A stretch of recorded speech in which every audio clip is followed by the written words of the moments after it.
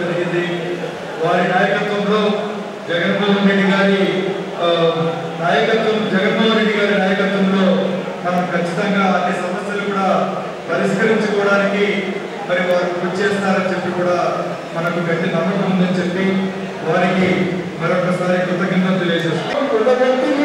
గాయపరిస్తారో ఆ వ్యక్తి గుర్తు పెట్టుకొని ఆ కుటుంబం అంతా వరకు తిరిగి మనం ఎక్కడో చోట అవకాశం వచ్చినప్పుడు తిరిగి మన కుటుంబానికి పరిస్థితి ఖచ్చితంగా వస్తుంది.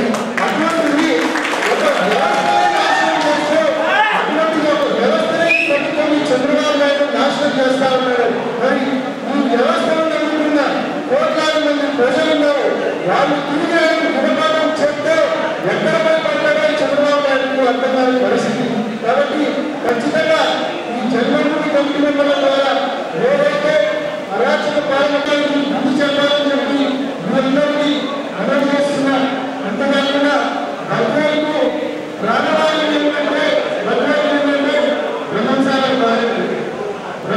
ప్రాజెక్టు మొట్టమొదటిగా రాజశేఖర రెడ్డి గారు ప్రారంభించినప్పుడు దాదాపు 11 టీఎంసీలు తెచ్చారు. నిజంగా బ్రహ్మంశాలకు 12 టీఎంసీలు 2006 కోరమే కాకుండా ఆయన ఉండగానే ప్రతి సంవత్సరం సాగరకు సమృద్ధిగా నీళ్ళు ఇచ్చిన పరిస్థితి. నిజంగా రాజశేఖర రెడ్డి గారి గురించి ఇంతగా అందరూ మాట్లాడారు, సాగు గురించి అందరూ మాట్లాడారు. కానీ ఒక్క పండుగ ఈ వాళ్ళు మనం మర్చిపోతా ఉన్నాం.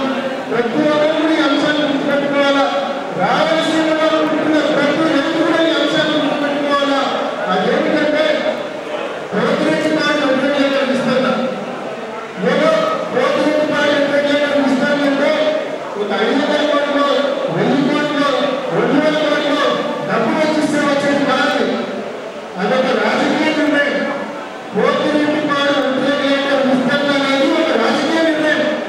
ఆ నిర్ణయం రాజశేఖర రెడ్డి గారు తీసుకునేటప్పుడు అసెంబ్లీలో తెలంగాణకు సంబంధించిన ప్రజాప్రతినిధులు కోస్టల్ ఆంధ్రాకు సంబంధించిన ప్రజాప్రతినిధులు వ్యతిరేకించారు.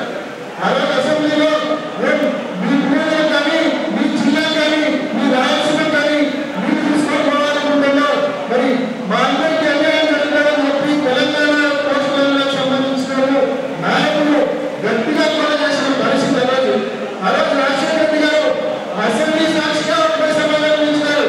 ఎస్, నా జిల్లా ప్రజలందరూ 30 సంవత్సరాల నుంచి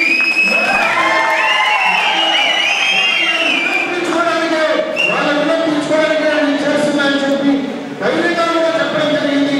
ఆ మాట చెప్పిన తర్వాత కోస్తాంధ్ర ప్రజలు తెలంగాణ ప్రజలను కూడా ఒప్పించి మెప్పించి పోతిరెడ్డి పాడు విస్తరణ కార్యక్రమం చేపట్టారు. తద్వారా 11,000 క్యూసెక్కులు ఉన్న పోతిరెడ్డి పాడు ఇప్పుడు 44,000 క్యూసెక్కులకు పెరిగింది. నిజానికి దాని ప్రతిఫలం మనం ఇప్పటికే చూసినాం.